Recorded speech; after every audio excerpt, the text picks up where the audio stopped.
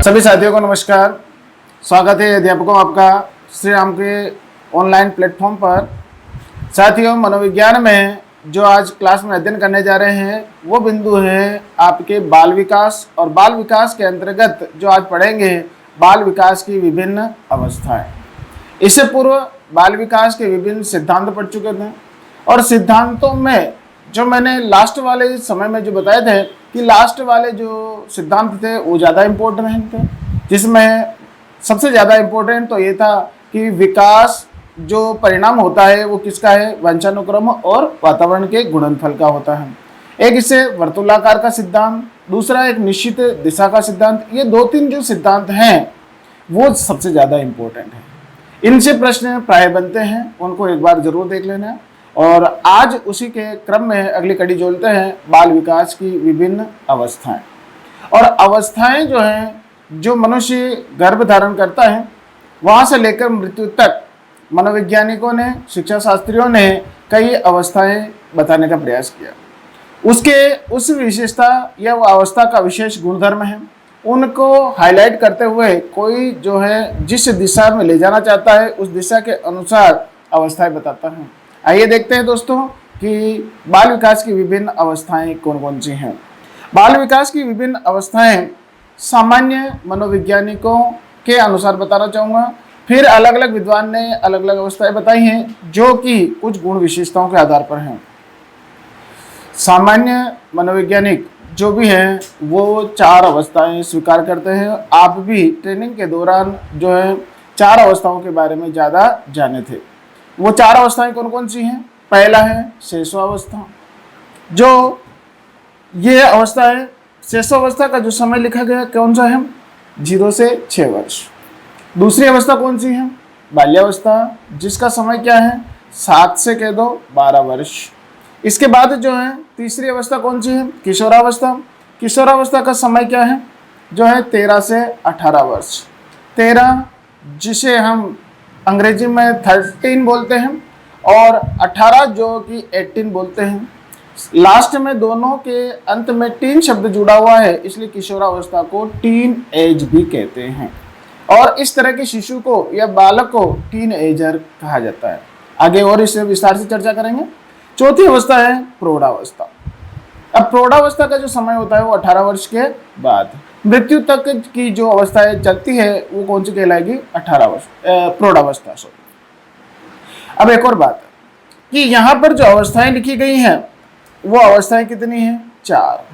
ये 4 अवस्थाएं बताई गई हैं, लेकिन इसमें मनोविज्ञान में जो है अध्ययन कितनी अवस्थाओं का करते हैं? अध्ययन जो हम करेंगे साथियों वो 3 अवस्थाओं का ही करेंगे।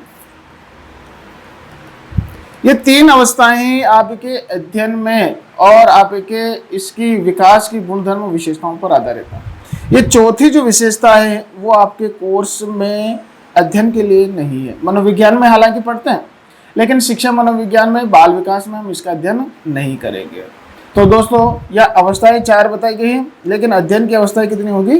3 होगी। आगे और चर्चा करेंगे। आगे आता है कि सामान्य मनोवैज्ञानिकों के अलावा किसने और अवस्थाएं बताई है, तो मैं अगला विद्वान बता रहा हूँ जीन पियाजे के अनुसार। जब हम संप्रदाय पढ़े थे तब आता था कि संज्ञानवाद जो संप्रदाय है उसका प्रवर्तक कौन है? जीन पियाजे।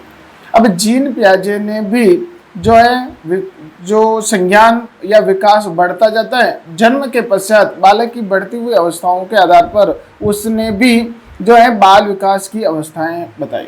और वो अवस्थाएं कितनी बताई? 4 बताई हैं। 4 अवस्थाएं में पहली कौन सी है? संवेदी भ्रामक या दूसरे पेशीय अवस्था, जिसकी आयु या समय कितना लिखा है? 0 से 2 वर्ष।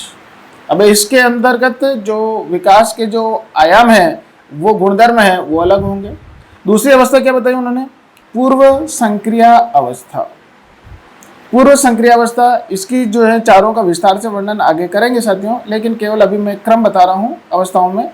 और ये जो आयु बताई गई है 3 से 6 वर्ष। तीसरी अवस्था कौन सी है? यहाँ पे मूर्त संक्रिया अवस्था, और यह आयु का समय है 7 से 11 वर्ष। और चौथी और इम्पोर्टेंट कौन सी है? औपचारिक क्रियावस्था। औपचारिक क्रियावस्था या मूर्त संक्रिया अवस्था, सॉरी अमूर्त संक्रिया अवस्था भी कहा जाता है। और इसकी आयु जो बताइए 11 वर्ष से बाद। अब 11 वर्ष से बाद का जब समय बताया गया तो कब तक, 14 वर्ष तक का समय आएगा। ये इसमें अवस्थाएं कितनी बताई गई हैं, 4, लेकिन हम अध्ययन कितने का करेंगे, 4 का करेंगे। जबकि उपरोक्त जो अवस्था थी कि सामान्य मनोवैज्ञानिकों के अनुसार भी अवस्थाएं 4 बताई थी, लेकिन हम उसमें अध्ययन कितने का करेंगे, 3 का ही करेंगे। यहाँ 4 अवस्थाओं का अध्ययन करेंगे। आगे एक और विद्वान के अनुसार मैं आपको अवस्थाएं बताना चाहूंगा। J.S. रोस महोदय के अनुसार इनकी परिभाषा भी काफी आती है और इनकी आयु के आधार पर जो है इनकी जो अवस्थाएं बताई गई हैं उनके आधार पर वर्णन बहुत बार पूछा भी गया है। J.S. रोस जो है याद रखना पूरा नाम है, और इन्होंने 4 अवस्थाएं बताई और 4 का अध्ययन हम करेंगे। पहला कौन सा है, शैशव काल। अब यहाँ पर मैं आपको हाईलाइट करके बताना चाह रहा हूँ, शब्द है शैशव काल। जबकि हम ज्यादा अवस्थाओं में पढ़ते हैं वो कौन सी अवस्था पढ़ते हैं, शैशवावस्था। अब ये शैशवावस्था और शैशव काल में बहुत फर्क है।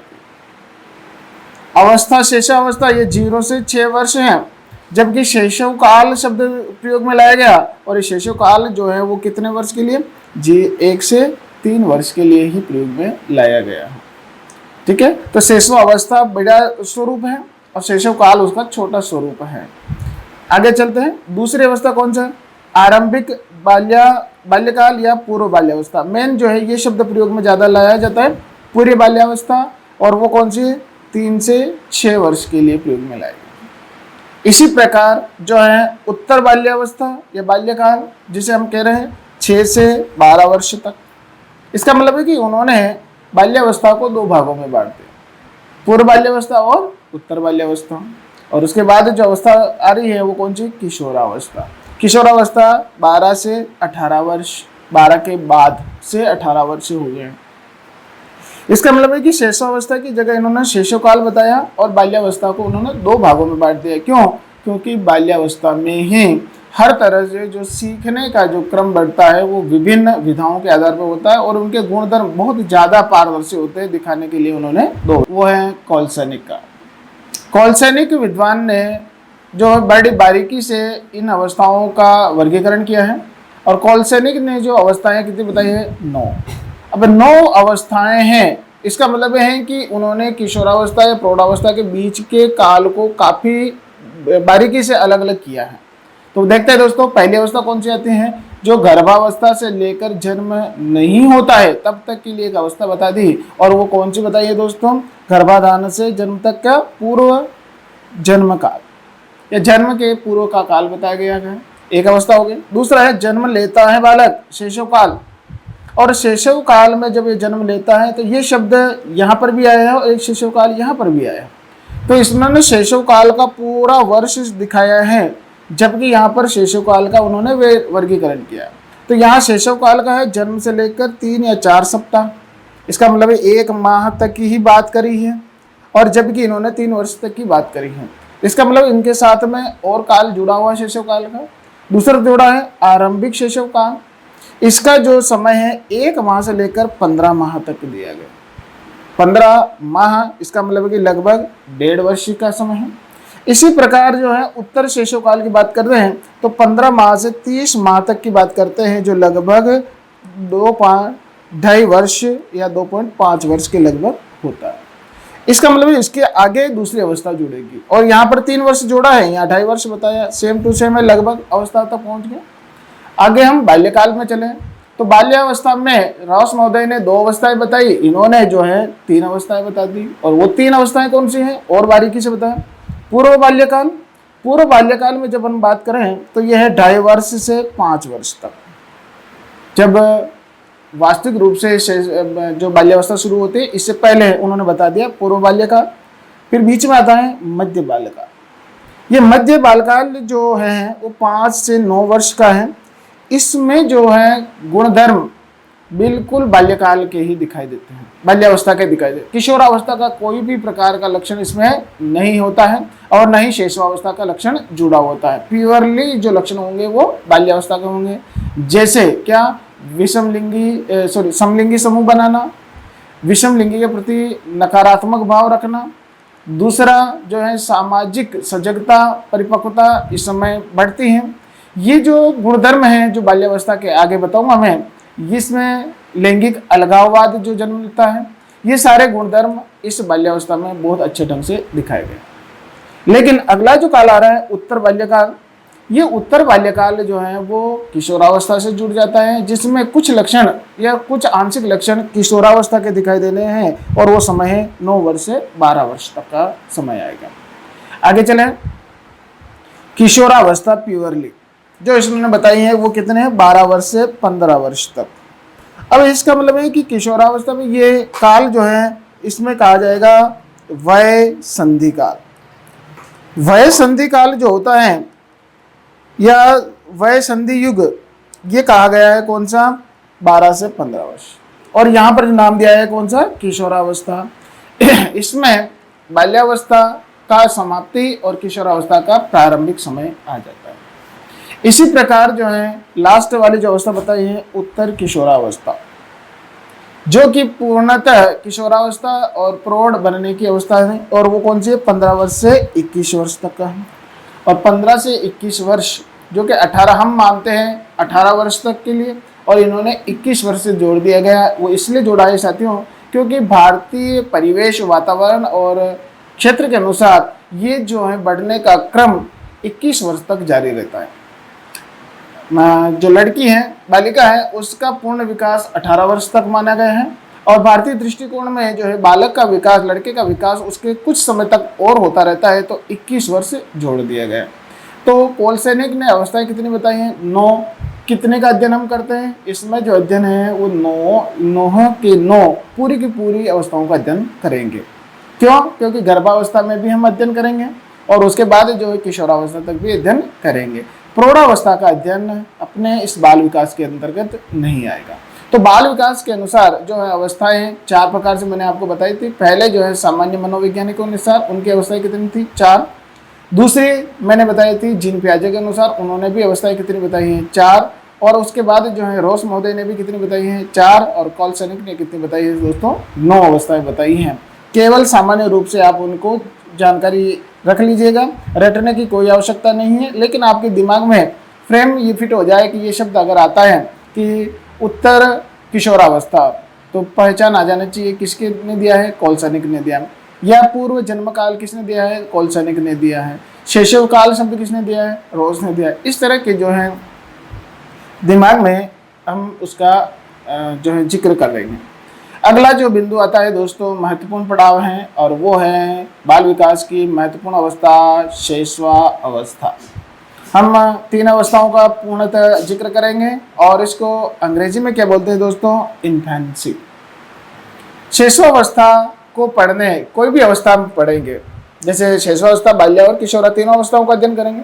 उनको पढ़ने के जो ढंग होंगे वो उसके 3 आयाम, 3 पक्ष देखेंगे। वो 3 पक्ष कौन कौन से होंगे, सबसे पहले जैसे बात आती है कि इनकी आयु बताई गई है, आयु दर्शाएंगे, और आयु दर्शाने के बाद जो इनकी मुख्य बातें आएगी, मुख्य बातों के साथ में अगली जो बातें आएगी वो क्या होगी, इस आयु के अनुसार इस बालक की क्या पढ़ेंगे, विशेषताएं पढ़ेंगे।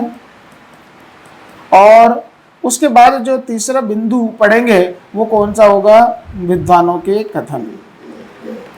विद्वानों के कथन, इसका मतलब है कि अपने पास हेडिंग कितने हैं, 3, पहला, दूसरा और तीसरा। सबसे आयु आ गई, इस आयु के अनुसार इस आयु की मुख्य बातें क्या हैं। मुख्य बातें का मतलब वो जिन्हें कि सैद्धांतिक रूप से, परिपक्व रूप से मानते हैं। और दूसरा है विशेषताएं। विशेषताएं उसका मतलब है कि व्यवहार, कि इस अवस्था में बालक का व्यवहार क्या होता है, गुणधर्म क्या है, उनको सामान्य रूप से विशेषताओं में डाला गया। और फिर मुख्य बात को अगर किसी बात ने, विद्वान ने एक सैद्धांतिक रूप से एक टाइटल के रूप में जोड़ दिया तो वो विद्वानों के कथन हो जाएंगे। इसका मतलब है कि हमारे पास अवस्थाएं 3, और पढ़ने के जो आयाम हैं, पक्ष हैं, बिंदु है, वो भी 3। पहले सबसे आता है कौन सा, मुख्य बातें। और मुख्य बातों में वो बात आती है कि जो इस काल की सैद्धांतिक बातें होती है। जैसे कौन सी, पहली बात है जीवन का सबसे महत्वपूर्ण काल। तो जीवन का सबसे महत्वपूर्ण काल या अवस्था कौन सी है? शैशवावस्था। प्रश्न ऐसे ही आते हैं। प्रश्न पूछा जाता है कि जीवन का सबसे महत्वपूर्ण काल होता है, ये किसने कहा है? तो विद्वानों का कथन आ जाएगा। और कौन सा होता है? तो महत्वपूर्ण बात है और आयु आपको बतानी कौन सी? शैशवावस्था। अब एक बात विस्तार से व्याख्या भी करता चलूंगा साथ में कि जीवन का सबसे महत्वपूर्ण काल क्यों कहा गया। वो इसलिए कहा गया है कि बालक जब इस आयु में होता है 6 वर्ष, 0 से 6 वर्ष में, तब उसके शारीरिक और मानसिक विकास को जो विशेष रूप से ध्यान में रखा जाता है। अगर यहाँ पर अगर उसका पोषण अगर उचित रूप से नहीं होता है तो शरीर नहीं बनेगा, और शरीर और उसी का दूसरा जो है उसका जो मानसिक विकास जो है उसमें आ जाते हैं उसकी नैतिकता, उसके संस्कार, उसके जो शिक्षा का क्षेत्र वो आ जाता है। इसका मतलब है कि पोषण से शरीर बनेगा जो वंशानुक्रम पर आधारित है, और शरीर में अगर शरीर स्वस्थ है तो उसका मानसिक विकास और उसका जो है संज्ञानात्मक विकास उचित रूप से हो सकेगा। अगर यहाँ पर नींव कमजोर हो गई या उसका पोषण कमजोर हो गया तो यहाँ पर आगे चलकर वो पूरा जीवन जो है वो कमजोर स्थिति में होगा। या कोई शरीर क्षतिग्रस्त हो गया तो बताओ उसका प्रभाव जीवन भर दिखाई देगा। मान लो उसमें जो संस्कारों की कमी रह गई तो उसका प्रभाव जीवन भर दिखाई देगा। इस कारण से महत्वपूर्ण काल कहा गया है, ये आधार मान के चले। अगला जो बिंदु आएगा साथियों वो क्या है? सीखने का आदर्श काल। सीखने का आदर्श काल, यहाँ पर एक भ्रांति वाला शब्द है कि 2 शब्द मैं आपके सामने लिख रहा हूं। शैक्षिक दृष्टि से आदर्श काल और सीखने का आदर्श काल। बताओ 2 शब्द लिखे हैं, 2 लाइनें लिखी हैं, थोड़ा भिन्नता है? बिल्कुल भिन्नता है। अगर सीधा सीधा शब्द आता है सीखने का सबसे आदर्श काल कौन सा है तो वो है शैशवावस्था, और शैक्षिक दृष्टि से महत्वपूर्ण या आदर्श काल कौन सा है तो वो शब्द आएगा दोस्तों बाल्यावस्था। अब आपके मन में जैसे पहले कभी पढ़ा हो, भ्रम हो रहा हो कि ये शब्द आया तो है कहीं न कहीं, लेकिन इस तरह से आता है तो बाल्यावस्था आएगा, और इस तरह से शब्द आता है तो कौन सा होगा? शैशवावस्था होगा। दोस्तों दिमाग पर ज़्यादा लोड ना लें, केवल शब्द को पकड़ें। बाल्यावस्था और आ रही है तो मैं उसमें और जिक्र करूंगा कि सर इतना कॉम्प्लिकेटेड बातें भी आएगी क्या? सिंपल सी बातें हैं, कोई कॉम्प्लिकेटेड इश्यू नहीं है। एक बात दूसरी बातों में कहीं विचारधारा में मेल नहीं आएगा। शब्द जहाँ भिन्न होगा मैं बिल्कुल पारदर्शिता से मैं आपको स्पष्ट करूंगा कि यहाँ शब्द क्या आएगा और यहाँ शब्द क्या आएगा। क्लियर हो जाता है? आगे तीसरा मैं बताऊंगा कौन होता है कि भावी जीवन की आधारशिला। अब भावी जीवन का जो पूरा जीवन बनेगा, ये तो 6 साल है, लेकिन जीवन के मान लो कि 100 साल हैं, तो पूरा जीवन जो निर्भर करेगा वो कौन से काल पे होगा? ये शैशवावस्था पर निर्भर होगा। और शैशवावस्था ही ऐसा काल है जिस पर पूरा जीवन आधारित बनता है। मैंने कहा था ना कि नींव कमजोर रहेगी तो जीवन पूरा अधूरा रह जाता है, इसलिए इसे भावी जीवन की आधारशिला कहा है। अगला है अतार्किक चिंतन की अवस्था। ये सबसे महत्वपूर्ण बिंदु है साथियों। यहाँ से प्रश्न कई बार आया हुआ है और ये महत्वपूर्ण जो मुख्य बात है। क्यों? एक तो बात आती है कि चिंतन शब्द और एक दूसरा शब्द क्या है? अतार्किक चिंतन। इस पर थोड़ी सी मैं आपको बात बताता हूँ कि यहाँ पर चिंतन शब्द क्या होता है, एक अतार्किक चिंतन क्या होता है। चिंतन शब्द जो होता है साथियों आपके कोर्स में आगे आएगा कि चिंतन का विकास कौन सी अवस्था में शुरू हो जाता है, तो वो आ जाएगा शब्द उत्तर कौन सा होगा? शैशवावस्था। कि चिंतन का विकास कौन सी अवस्था में हो जाता है? शैशवावस्था में हो जाता है। ठीक, आगे चिंतन क्या होता है? तो चिंतन शब्द मैं बताना चाहूँगा क्योंकि चिंतन आगे एक चल का एक टॉपिक भी है, विस्तार से चर्चा वहाँ पर भी करेंगे। लेकिन सिंपल सी बात यहाँ समझना कि मस्तिष्क में, जैसे मान लो ये खोपड़ी है, मस्तिष्क में सदा जो है अनवरत रूप से क्या प्रवाहित होते हैं? विचार। इस कारण ये विचार जब प्रवाहित होते हैं अनवरत रूप से बिना रुकावट के तो उसे चेतना भी कहा गया था। प्राचीन काल में 19वीं सदी में से चेतना कहा गया था। ये विचार जब प्रवाहित हो रहा है अनवरत रूप से दिमाग से जब ये विचार किसी योजना या समस्या से जुड़ जाता है, किसी समस्या से जुड़ जाता है, तो उसे हल करने पर यह विचार जब तक जुड़ा रहता है, इस काल के समय को, यहाँ की इस अवधि में इस विचार को क्या कहा जाता है साथियों? चिंतन कहा जाता है। जैसे ही समस्या समाप्त हुई, आगे वापस पुनः ये क्या बन जाएगा साथियों? विचार बन जाएगा। इसी प्रकार अगला जो बात आती है कि विचार और चिंतन, किसी बात स्पष्ट हुई। अगली बात लेंगे हम तार्किक चिंतन। चिंतन के बाद जो है दूसरी बात अतार्किक चिंतन की हम समझना चाहेंगे कि अतार्किक चिंतन कैसे होता है। इसमें जैसे तर्क जो है, एक तो होता है तार्किक, दूसरा होता है शब्द जुड़ा हुआ है अतार्किक। इसको फिर बदल जो है मेन रूप से बदल के देखें। तार्किक चिंतन ये होता है तर्क के साथ चिंतन किया जाता है। तर्क के साथ अगर चिंतन जुड़ता है, जैसे मैं कहूँ कि ये लाल कलर है, ये वाला लाल कलर है, तो बच्चा ये अगर कहता था कि ये लाल कैसे है, इसमें कौन कौन से तत्व हैं, अगर यहाँ पर प्रश्नवाचक चिन्ह बनता है, तर्क करता है, तो इस तरह का चिंतन कौन सा होगा? तार्किक चिंतन। क्या बचपन में ये बालक इस तरह का तर्क कर पाता क्या? बिल्कुल नहीं कर पाता। इस कारण जो है इस अवस्था में वो बिल्कुल किसी प्रकार का तर्क नहीं करते हुए उसके बारे में सोचना विचारना शुरू कर देता है, तो चिंतन कौन सा हो जाएगा? अतार्किक चिंतन। इसका मतलब अतार्किक का मतलब है बिना तर्क के, बिना तर्क के साथ वो क्या करता है दोस्तों? चिंतन करता है।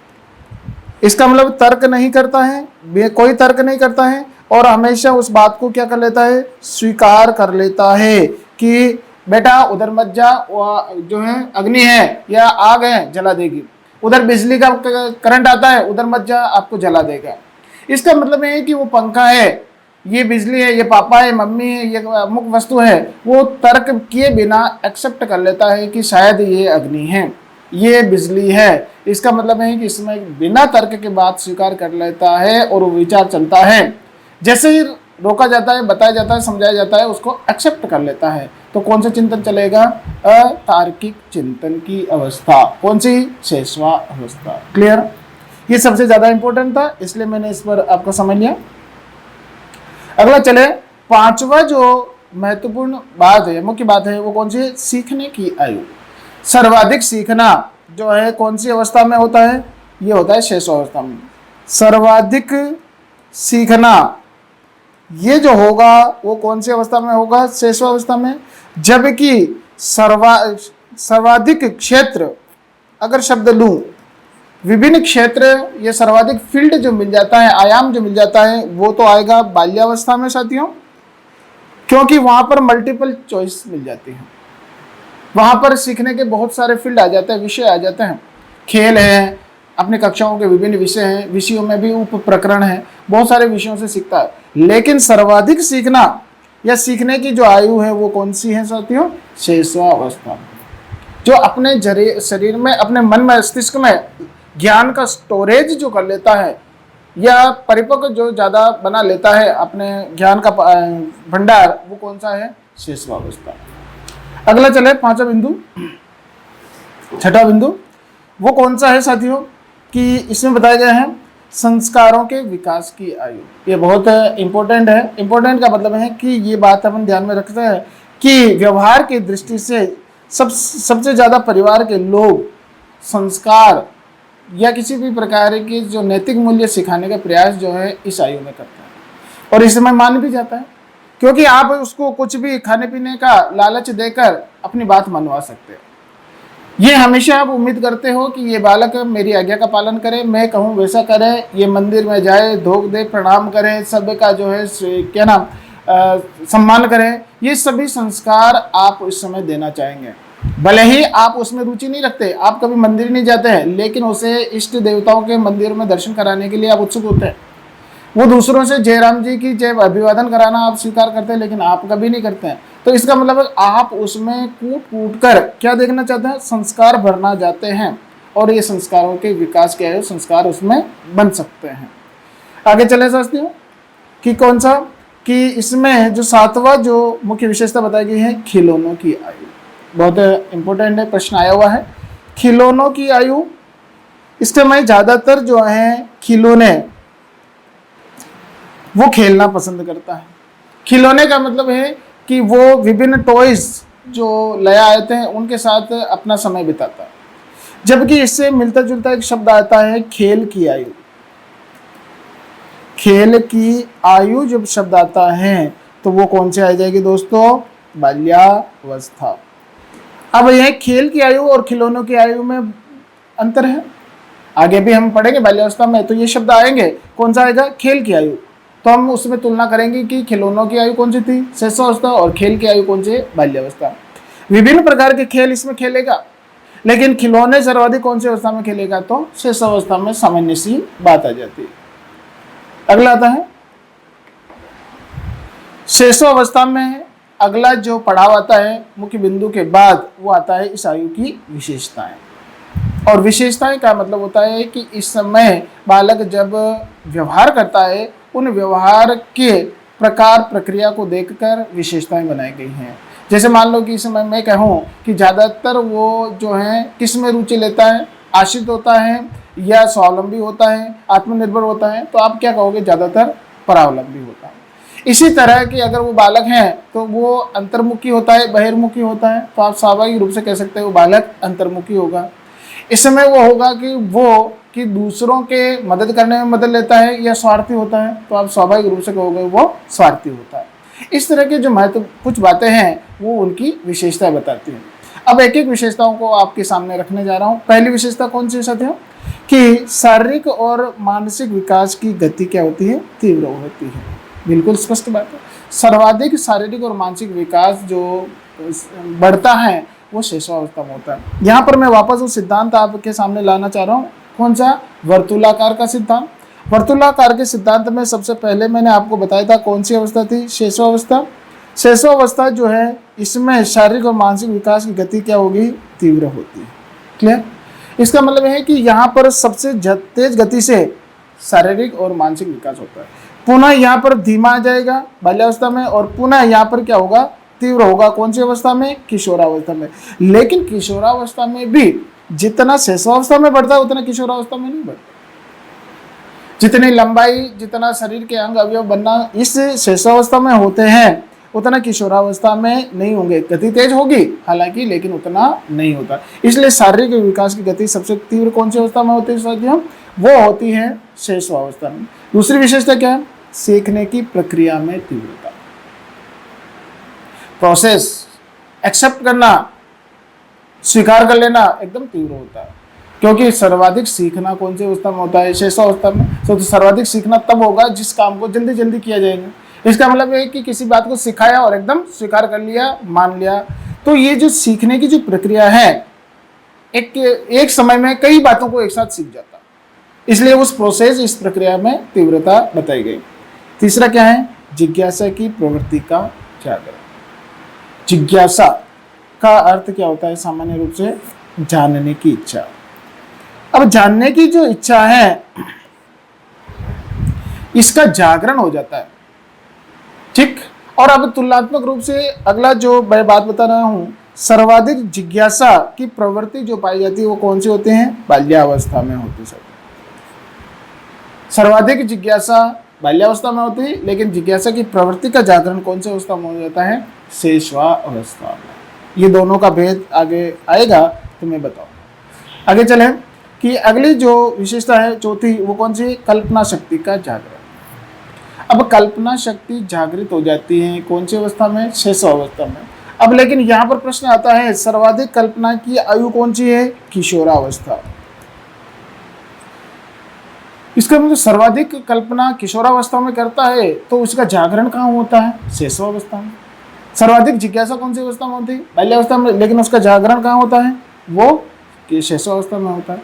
तो इसकी सर्वाधिक प्रबलता तो बाल्यावस्था में, और यहाँ की जो प्रबलता किशोरावस्था में है, लेकिन जागरण शैशवावस्था में बताया गया है। इसी प्रकार अगली अवस्था अपन लेंगे, वो कौन सी है? दोहराने की प्रवृत्ति। बिल्कुल होता है किसी भी बात को जब, क्योंकि इसमें सीखने की प्रक्रिया क्या है? तीव्र है। तो वो बार बार उस वस्तु को क्या है, जैसे समय मिलता है उसको दोहराता है, जैसे स्वीकार किया नई बात मिली दोहराता चलता है। अपने जो भी नाम है परिवार के लोगों का, और या किसी भी बात का या किसी भी अनुकरण का, वो बात करते करते बहुत बार दोहराता भी चलता है, काम भी करता है। तो दोहराने की प्रवृत्ति कौन सी अवस्था में होती है? शेषावस्था। अनुकरण के द्वारा सीखना। अनुकरण का मतलब होता है बड़े लोग, परिवार के लोग जो भी क्रियाकलाप करते हैं उसकी हूबहू नकल करना, वैसा का वैसा व्यवहार करना, क्या कहलाता है? अनुकरण कहलाता है। अब इसका मतलब है कि वो जो बड़े लोग जिस प्रकार का खाना पीना, उठना, बोलना, चलना जैसा भी करते हैं, वो बालक भी वैसा ही करना चाहता है। और तो और ज़्यादातर वो जैसे माँ के पास या पिताजी के पास या दूसरों के साथ रहता है, माँ जैसा व्यवहार करना चाहती है, खुद भी वो आगे बढ़कर काम करने का प्रयास करता है। सामाजिक विकास में मैं आगे बढ़ाऊंगा कि कैसे कैसे वो एक एक महीने में वो बात का जो है अनुकरण करता है, आपका सहयोगी कैसे बन जाता है, वो किचन में, घर में, रसोई में जो भी काम है वो सबसे पहले करना चाहता है। क्यों? क्योंकि उसके आदत कौन सी है? अनुकरण करने। अनुकरण का मतलब दूसरों के अनुसार नकल करके अपने आप को सीखना चाहता है। अगला है प्राय दूसरों पर निर्भरता। प्राय दूसरों पर निर्भरता का मतलब होता है कि बड़े काम के लिए नहाना है, खाना बनाना है, बाहर जाना है, किसी भी प्रकार ऊपर नीचे होना है, किसी बड़े सामान को उतारना करना है, इसके लिए स्वयं जो है आत्मनिर्भर नहीं होता। तो इसी कारण है कि हर काम के लिए, बड़े काम के लिए, कठिन काम के लिए वो दूसरों पर निर्भर रहता है। इसलिए क्या बताया गया है? इससे प्राय दूसरों पर निर्भरता। तो प्राय शब्द इसलिए जोड़ा गया, कुछ काम खुद कर लेता है। 6 वर्ष तक का बालक आता है तो 6 वर्ष के तक में बालक में उसे अगर मान लो कि हम थोड़ा बड़ा हो जाता है, हम समझाते हैं कि उधर बैठना है, उधर जाना है, वहाँ पर टॉयलेट करना है, वहाँ पर कपड़े रखे हैं, वो सामान उठाना है, तो वो खुद करने लग जाता है, तो खुद तो निर्भर हो जाता है। इसलिए लेकिन बाहर आना जाना, बड़े सामान उतारना करना में वो समर्थ नहीं होता। इसलिए शब्द क्या जोड़ा है? प्राय दूसरों पर निर्भरता। अगला शब्द क्या आता है? दूसरे शिशुओं में रुचि लेना। दोस्तों बहुत जो है साधारण सा नियम है, दूसरों शिशुओं में रुचि लेना। कौन से शिशु? चाहे मानवीय शिशु हों, चाहे दूसरे जीव जंतु के शिशु हों, दोनों में रुचि लेने का प्रयास करता है। और जो छोटे खिलौने हैं, खिलौने टाइप की जो शिशु है, वो ज़्यादा इंटरेस्ट के साथ उनमें खेलना कूदना पसंद करता है। कैसे? आपने देखा होगा कि बच्चे के जो खिलौने आते हैं वो भी एक सामान्य पिल्ले या बच्चों के रूप में ही होते हैं, बड़े आकार में वो खिलौने नहीं होते। एक दूसरा कि हम व्यवहारिक दृष्टि से उस बालक को कहीं उठा के ले जाते हैं, ट्रेन में चल रहे होते हैं, भीड़ भाड़ वाले इलाके में होते हैं, अपनी गोदी में बच्चा होता है और उस बच्चे को हम लिए घूम रहे हैं और पार्क में कहीं बैठे हैं, बच्चा खेलने लग जाता है और दूसरे आसपास पड़ोसी के छोटे बच्चे भी आ जाते हैं और बड़े लोग भी आ जाते हैं। तो वो आपका शिशु बालक जो है वो दौड़ के किसके पास जाएगा? बड़े लोगों के पास या शिशुओं के पास? तुरंत वो दूसरे शिशुओं से अपनी दोस्ती मैत्री कर लेता है, हाय हेलो कर लेता है, उनके साथ बिना भेदभाव के एकदम घनिष्ठता से क्या करने लग जाता है? खेलने लग जाता है। इसका मतलब वो आपस में किस में रुचि लेता है? दूसरे शिशुओं में। चाहे अगर मान लो वहाँ दूसरे जो है जीव जंतुओं के अगर पिल्ले हैं तो उन पिल्लों के साथ भी खेलना पसंद करता है। इसलिए क्या है? दूसरे शिशुओं में रुचि लेने का बात आती है। इसी प्रकार अगली विशेषता लेके आ रहा हूँ, संवेगों का प्रदर्शन करना शुरू कर देता है। संवेगों का प्रदर्शन, इसका मतलब है कि संवेग जन्म के समय से संवेग जागृत हो जाते हैं और संवेगों के अनुसार जो व्यवहार करता है वो व्यवहार क्या कहलाता है? मूल प्रवृत्त्यात्मक व्यवहार होगा। इसका मतलब संवेगों का प्रदर्शन, रोना, चिल्लाना, भूख, प्यास, डर, भय, ये जो है इसके अनुसार वो व्यवहार करना शुरू कर देता है। ठीक है ना? तो ये जो प्रदर्शन करता है, रोता है तो उसे लगता है वास्तविकता में रो रहा है। शिशुअवस्था के जो प्रारंभिक लक्षण है संवेग वो अलग बताएंगे और बड़े होने के बाद जो संवेग हैं उनका खुलकर प्रदर्शन करने लग जाता है। तो संवेगों का प्रदर्शन भी करता है। इसी प्रकार अगला क्या है? मूल प्रवृत्त्यात्मक व्यवहार। ये इसी से जुड़ा हुआ है संवेगों से। संवेग जो मैंने आपको पहले बताए थे, ये आंतरिक दशा होती है, आंतरिक ताकत होती है। आंतरिक ताकत का मतलब है कि अंदर में जो शक्ति का प्रदर्शन होता है वो आंतरिक शक्ति का, अदृश्य शक्ति का प्रदर्शन संवेग है। जैसे क्रोध। अच्छा, क्रोध दिखाई देता है क्या? नहीं। क्रोध का जागरण अपने अंतःकरण में हुआ है और ये क्या है? संवेग है। अब ये शक्ति है क्योंकि जब क्रोध जागृत हो जाता है तो जो व्यक्ति है, मनुष्य बालक है, चुपचाप नहीं बैठ सकता। अब नहीं बैठ सकता है तो उसके प्रदर्शन, उसके व्यवहार का प्रदर्शन जो होगा वो शरीर के द्वारा होगा और उसी के अनुसार व्यवहार होगा, क्योंकि उस समय जो क्रोध संवेग है तो व्यवहार भी आक्रामक होगा, लड़ाई करने का होगा। तो उस तरह का जो शरीर का व्यवहार होगा वो क्या होगी, उसकी मूल प्रवृत्ति।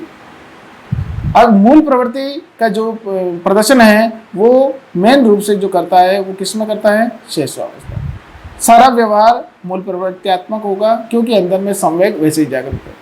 वो उस समय संवेगों पर जो है नियंत्रण रखना कम रखता है। जैसे मान लो भूख लगी, अब सामान्य रूप से बता रहा, भूख लगी तो भूख एक संवेग है। अब संवेगों का वो प्रदर्शन करेगा तो क्या करेगा, दौड़ा दौड़ा इधर जाएगा, मम्मी भूख लगी मुझे तो किचन में खाना दो खाना दो। वो ये नहीं कहेगा अभी खाना खत्म हो गया 2 मिनट रुक मैं बना लेता हूँ, लेकिन इंतजार नहीं करेगा, रोने लग जाएगा।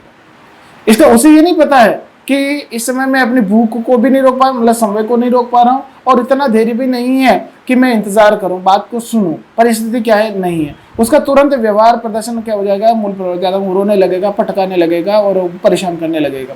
इसका मतलब व्यवहार कौन सा हो गया, मूल प्रवृत्त्यात्मक व्यवहार हो गया। अगला आता है विशेषताओं में नैतिकता एवं सामाजिकता का क्या होता है, प्राय अभाव होता है। उसमें नैतिकता मतलब एक ही किसी भी प्रकार बड़ों के साथ कैसे व्यवहार करना है, क्या प्रकार से उनके साथ जो आदर सम्मान करना है, कैसे शब्दों का प्रयोग करना है, उन्हीं का जो है साथ व्यवहार करने का जो ढंग है वो कम होता है। सामाजिकता के गुणधर्म, जहाँ हम कहीं दूसरे परिवेश सामाजिक लोगों के साथ चलते हैं तो वहाँ अपना अदब अपना तरीका वो खुलकर प्रदर्शित नहीं कर पाता। अगला क्या है, आत्म प्रेम की भावना। आत्म प्रेम का मतलब वो स्वयं से ही ज़्यादा प्रेम करता है। बताओ कि बड़े लोग अगर मान लो कोई टॉफी केला खाने का लाते हैं और कोई शिशु बालक जो है अगर उसको दिख जाता है तो बताओ वो क्या करेगा, उस खाने वाली वस्तुओं को क्या उनसे लेकर बड़े लोगों को सबको बांट के खाएगा क्या, नहीं। वो क्या करेगा, उनसे तुरंत दौड़ कर छीन लेगा और अपने ले जाकर अपनी जगह खाने लगेगा या अपनी जगह वो छुपा देगा। वो खुद से ही ज़्यादा प्यार हो, आप उससे मांग के देख लो, अगर आप उससे मांगोगे तो बिल्कुल ही नहीं देगा। क्यों, क्योंकि वो खुद से ही ज़्यादा प्रेम करता है। स्वार्थी और स्व केंद्रित होता है, इससे जुड़ा हुआ शब्द है स्वार्थी। अपने लिए ही जो है काम को सोचता है, अपने ही रुचि के काम करता है और दूसरों के कहे अनुसार काम नहीं करता है। स्व केंद्रित होता है, ज़्यादातर अपने में लिप्त होता है, अपने विचारों अपने चिंतन में वो लिप्त रहता है। जब उसे कोई दूसरी आवाज़ देता है ना अपने खेलने में व्यस्त है तो वो दूसरों की बात नहीं सुनेगा। क्यों, स्व केंद्रित है। स्वार्थी है, खाता हुआ वस्तु आप उससे मांग लो नहीं देगा, इसका मतलब स्वार्थी है। और आत्म प्रेम का मतलब होता है वो अपने को नुकसान नहीं पहुंचाना चाहता। अगला क्या है, श्रम की संवेदना और शारीरिक क्रियाओं के द्वारा सीखना होता है। अब ये बात थोड़ी सी अलग है, सीखना जो होगा इस समय वो किसके द्वारा होगा, श्रम की संवेदना और शारीरिक क्रिया। श्रम की संवेदना का मतलब होता है कि जब उसके आंतरिक संवेग जगेंगे, उस संवेग के अनुसार उसका क्या होगा, मूल प्रवृत्ति होगी, उसकी शारीरिक क्रियाएं होंगी और क्रियाएं करेगा उसके अनुसार उनको क्या मिलता जाएगा, अनुभव मिलता जाएगा। जैसे मैं बात कहूँ, आप छोटे बच्चे होते हैं रोका टोका करते हैं, उधर मत जा भाई गिर जाएगा, उधर पानी पड़ा है आप फिसल जाओगे, या कह देंगे कि चूल्हा घर में जल रहा होता है कि आप आग के पास मत जाओ, आप जो है जल जाओ। लेकिन आपकी बात को वो जब 2-3 बार कहोगे तो मानता है, लेकिन अनुभव थोड़ी मिला उसको। अनुभव कैसे मिलेगा, अब भी बताता हूँ। संवेग जब बात आती है कि इसमें प्रज्वलित जो आग है या दीपक है, इस दीपक को देखकर वो बालक जो है उस तरफ आकर्षित होता है, संवेग जागृत हो गया, उसे आग दे। जैसे ही उस दीपक की बात को देखकर वो संवेग उसमें जगा कि मैं इसे पकड़ूं, देखूं, समझूं, और वो उसके पास आएगा तो उसकी क्रिया क्या होगी, उसके पास आना, उसके जो है पास जाना या उससे खेलना। जैसे ही उसमें लापरवाही के वश उस क्रिया करते समय दीपक पर जो है अग्नि पर हाथ लग गया या उसको छू लिया, तो छू लेने के पश्चात अब उसका अनुभव जो मिलेगा वो क्या होगा, जलना होगा और जल जाएगा। एक बार उसे अनुभव हो गया कि उसके पास दीपक जो जल रहा है, उसके हाथ लगाऊंगा तो मेरा हाथ जल जाएगा, तो उसी तरह का ये अनुभव क्या होगा, जिंदगी भर रहेगा। इसका मतलब वो स्थायी होगा। इसका मतलब इसी प्रकार को सीखना होगा कि जैसे पानी है तो पानी ठंडा है तो एक बार हाथ लगा के वो मानेगा, तब उसे पता चलेगा कि ठंडा है। इसी प्रकार जो सीखना सर्वाधिक जो होगा वो किससे होगा, अपने संवेदों और उसके अनुसार अनुक्रियाओं के द्वारा होता है। अगला 15वां है, सिगमंड फ्राइड के अनुसार का काम प्रवृत्ति का इसमें जागरण हो जाता है। ये बात बहुत इंपॉर्टेंट है। केवल एक ही व्यक्ति कह रहा है, सिगमंड फ्राइड, कि शैशवावस्था में काम प्रवृत्ति जग जाती है। काम की बात एक ही व्यक्ति स्वीकार करता है और जागरण हो जाता है। उस काम का नाम इस समय क्या दिया गया है? लिबिडो कहा गया। कई बार प्रश्न आया हुआ परीक्षा में, ध्यान देना इंपॉर्टेंट है कि लिबिडो शब्द किसने दिया है? सिगमंड फ्राइड ने। किसके लिए दिया गया है? काम प्रवृत्ति के लिए। और ये काम प्रवृत्ति जो होती है कौन सी अवस्था में? जो शैशवावस्था में शिशु में होती है, उसे लिबिडो कहा गया।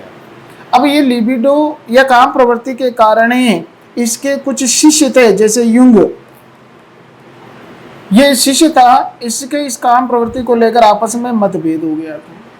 ये मतभेद होने का एरिक्सन भी थे, एक एरिक्सन महोदय थे, जिसमें मनोसामाजिक विकास जो बताएंगे एरिक्सन महोदय, ये दोनों शिष्य हैं किसके? फ्राइड के। इन दोनों का जो मतभेद हो जाता है वो काम प्रवृत्ति को ही होता है। फ्राइड कहता है नहीं होती है, और ये लोग मानते नहीं कि नहीं होती है। लेकिन हम यहाँ पर अभी मान के चलते हैं कि इनमें काम प्रवृत्ति होती है, और उसका नाम क्या दिया गया है? लिबिडो। अगली बात करें, विशेषताओं के पश्चात जो अगला पड़ाव है वो क्या है? विद्वानों के कथन। विद्वानों के कथन जो बातें हैं कि किस विद्वान ने क्या कहा है, याद रखना बड़ा कठिन होता है, क्योंकि अभी हम शैशवावस्था ले रहे हैं, बाल्यावस्था किशोरावस्था में भी विद्वानों के कथन आएंगे। तो उस बात को हम कैसे जोड़कर पढ़े समझें, और उनसे जुड़ी हुई बात को थोड़ा ट्रिक के माध्यम से मैं समझाने का प्रयास कर रहा हूँ कि उस ट्रिक से आप वो बात अच्छे ढंग से पकड़ पाएँ। वो ट्रिक पहले मैं बता देता हूँ सामान्य रूप से, कुछ विद्वान और भी जुड़ेंगे, उनकी मैं अलग से बात बता दूंगा। ट्रिक क्या है कि जैसे एक आप मोबाइल में एक ग्रुप चलाते हो जिसका नाम है व्हाट्सएप। व्हाट्सएप पर वैलेंटाइन एक दिवस था। उस वैलेंटाइन दिवस की जो बात थी, उस वैलेंटाइन की गुड न्यूज थी। क्या कौन सी थी? गुड न्यूज थी। उस अच्छी खबर को, गुड न्यूज को फ्रॉड न्यूज के रूप में डाल दी, पोस्ट कर दी। बस इतनी सी बात है, आप याद रखोगे, आपके बहुत सारे विद्वान निकल के आ जाए। और उन विद्वानों ने जो है क्या बात कही है, वो बात आपको जो है शॉर्ट में भी बता दूंगी। जैसे व्हाट्सएप पर वैलेंटाइन ने वैलेंटाइन की गुड न्यूज को फ्रॉड न्यूज के रूप में डाल दी। अब यहाँ पर मैं विद्वान आपके सामने रखूंगा, कौन कौन विद्वान इनसे जुड़ा हुआ है। एक है कौन सा? व्हाट्सएप मतलब वॉटसन, जो कि व्यवहारवाद का जनक है। वैलेंटाइन दूसरा है आपका वैलेंटाइन। इससे आपको कंफर्म हो जाएगा कि कौन कौन विद्वान इस शैशवावस्था में है। दूसरा, वैलेंटाइन के बाद जो तीसरा विद्वान आता है वो आता है गुड न्यूज। अब यहाँ से व्यक्ति जुड़ेगा, जो विद्वान निकलेगा वो है गुड एनफ। यहाँ फ्रॉड से अगला विद्वान निकलेगा वो है सिगमंड फ्रायड। आगे फ्रायड में रूप में डाल दी, ये शब्द आपका कोई अर्थ नहीं देता। यहाँ पर डाल दी से मैं है थॉर्नडाइक शब्द यूज कर रहा हूँ, थॉर्नडाइक शब्द प्रयोग में ला रहा हूँ। इस प्रकार वॉटसन, वैलेंटाइन, गुडेनफ, फ्रॉड और थॉर्नडाइक जैसे विद्वान इसमें जुड़े हुए हैं। अब इनके द्वारा कि क्या क्या कथन कहे गए हैं, उन कथनों को याद रखना चाहिए। तो ये हम कम से कम इस ट्रिक के माध्यम से विद्वान लेके आए। जैसे वैलेंटाइन क्या कहता है? जीवन का सबसे महत्वपूर्ण काल है। इसीलिए गुड एनफ क्या कहता है कि यहाँ पर कहता है कि जितना भी मस्तिष्क विकसित होता है उसका आधा यहाँ विकसित होता है। फ्रायड क्या कह रहा है? सिगमंड फ्रायड कह रहा है कि प्राय लोग जो है अर्धचेतन या अर्ध निद्रा की अवस्था में होते हैं। इसलिए थॉर्नडाइक क्या कहता है? ये भी सारे कथन आपके सामने लेके आ रहा हूँ। तो इस कथन के साथ ही, इस ट्रिक के साथ ही मैं विद्वानों की बात आपके सामने लेके आ रहा हूँ। क्या है? पहला है वैलेंटाइन। वैलेंटाइन क्या कह रहा है कि शैशवावस्था सीखने का सबसे आदर्श काल है। ये याद रख लेंगे। वैलेंटाइन की जो सबसे महत्वपूर्ण बात थी या का जो कथन था वो कौन था? सीखने का सबसे आदर्श काल। इसी प्रकार दूसरा विद्वान कौन सा आ रहा है, वो दूसरा विद्वान है साथियों कौन सा, थॉर्नडाइक है। थॉर्नडाइक जो कह रहा है वो क्या कहता है, शेषावस्था में बालक प्राय अर्ध स्वप्नों की अवस्था की या दशा में होता है। अर्ध स्वप्न या अर्ध चेतना या स्वप्न या दशा होती है, क्या होता है उसमें कि जैसे हम सपना देखते हैं सपना में ये होता है कि मेरे पंख आ जाए, मैं ना घूमूं फिरूं वहाँ चले जाऊं, मेरे मैं ये कहूँ कि ये चीज़ मेरे में प्रकट हो जाए, इतनी शक्तिमान बन जाए। आप ये जो सपना देखते हो, सपना जब अच्छा लगता है, और बालक इस समय क्या कहता है, वो खुद ऐसा बिना सोए भी वो देखना पसंद करता है कि मेरे में, जैसे टीवी में मोबाइल में वो देखता है और अपने में वो शक्ति अनुभूत करता है, तो अपन को लगता है कि अर्ध स्वप्न की दशा में है। इस तरह के व्यवहार को देखकर बताया गया। अगला विधान है क्रो एंड क्रो।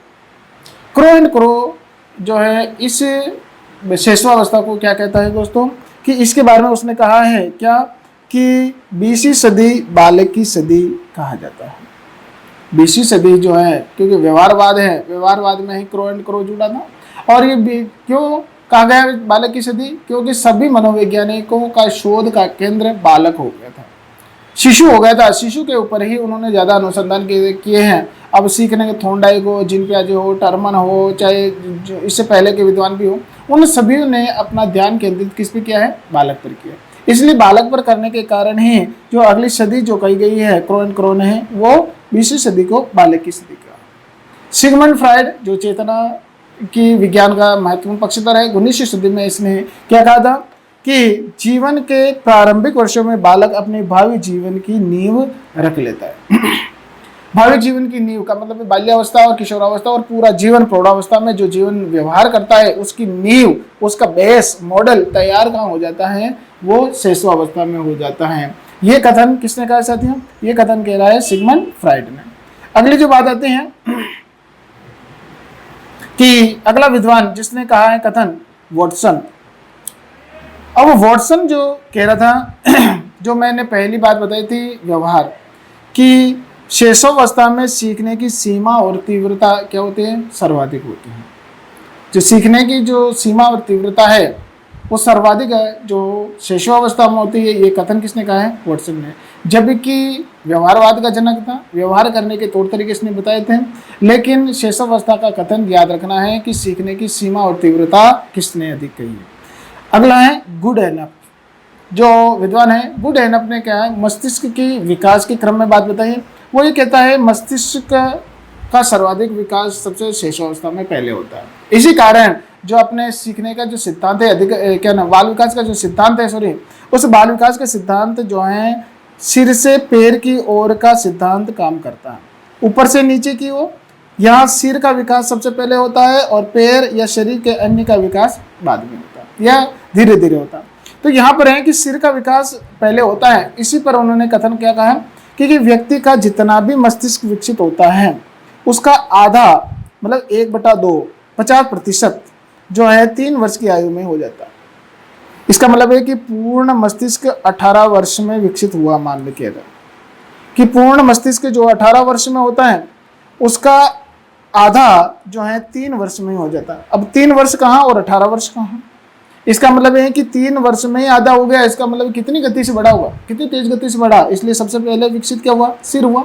इसलिए इसका जो सिद्धांत क्या बना, अधो मस्तबोधमुखी या सिर से पैर की ओर का या ऊपर से नीचे का सिद्धांत बना। ठीक है, अगला जो सिद्धांत है वो सिद्धांत बताया गया है जिसने दिया है न्यूमैन। न्यूमैन जो विद्वान है क्या कह रहा है, 5 वर्ष तक की अवस्था शरीर तथा मस्तिष्क के लिए बड़ी ग्रहणशील होते हैं। इस समय जो शरीर मनुष्य पर जो प्रभाव पड़ता है शरीर पर भी और उसके मन मस्तिष्क पर भी बहुत ग्रहणशील होता है। और जो एक बार सिखा दिया वो भूलने में बहुत देर करता है, बहुत जो है विलम्ब होता है और उसमें जो छवि बन गई वो हमेशा कायम हो जाती है। अगला जो विद्वान है रूसो, बहुत इंपॉर्टेंट है। रूसो क्या कहता है कि बालक के हाथ पैर और नेत्र उसके प्रारंभिक क्या होते हैं, शिक्षक होते हैं, गुरु होते हैं साथी। क्योंकि शिशुअवस्था में ही उसके पैरों और नेत्रों के द्वारा, मतलब कि इंद्रियों के द्वारा सर्वाधिक सीखना करता है, और इंद्रियों के द्वारा सीखने की अवस्था को विकास की अवस्था कहा गया जीन पियाजे। तो रूसो कह रहा है कि प्रारंभिक गुरु कौन होता है, उसके नेत्र और हाथ पैर। ये कथन जो है विभिन्न प्रकार के जो बताए गए हैं, कितने 8 जो कथन है, वो 8 कथन विद्वानों के मैंने बताए हैं। कुछ ट्रिक के माध्यम से विद्वान के नाम बताए हैं, आप याद रखने का प्रयास करना, नहीं तो अन्यथा मत लेना। वैलेंटाइन से लेकर जो आप रूसो तक के जो कथन हैं, एक बार आप दोबारा इस स्लाइड को देखना और कहीं पर नोट कर लेना। मैं आपको PDF भी डालने जा रहा हूँ, उस PDF में भी इस तरह के जो मैटर आपको मिल जाएगा। तो ये कथन आप एक से सिंपल सी याद रखना कि इस तरह से बात कही। आप अगर जटिलता से याद रखोगे तो आगे भी हम बाल्यावस्था और किशोरावस्था के विद्वान पढ़ेंगे तो वहाँ पर मिसमैच ना हो जाए।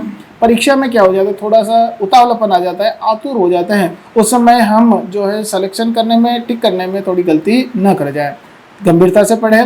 इसी तरह मनोविज्ञान जो है धैर्य के साथ, बड़ी गंभीरता के साथ और बड़े चिंतन मनन के साथ पढ़ने का विषय है। और एक बार आपने बहुत अच्छी गहराई से मन मस्तिष्क पढ़ लिया तो आपको रटने की आवश्यकता नहीं होगी, केवल आप उस आयाम को, पक्ष को बड़े धैर्य से साथ रख सकते हैं। आज की बात यहीं तक रखते हैं। अगला जो पड़ाव, अगला जो बिंदु लेंगे वो होगा बाल्यावस्था। बाल्यावस्था में भी यही बिंदु रहेंगे, लेकिन उसके गुणधर्म विशेषताएं प्रकट करूंगा अगली क्लास में। तब तक घर पे रहे, सुरक्षित रहे बच्चों, पढ़ते रहें। तब तक जय हिंद, जय भारत।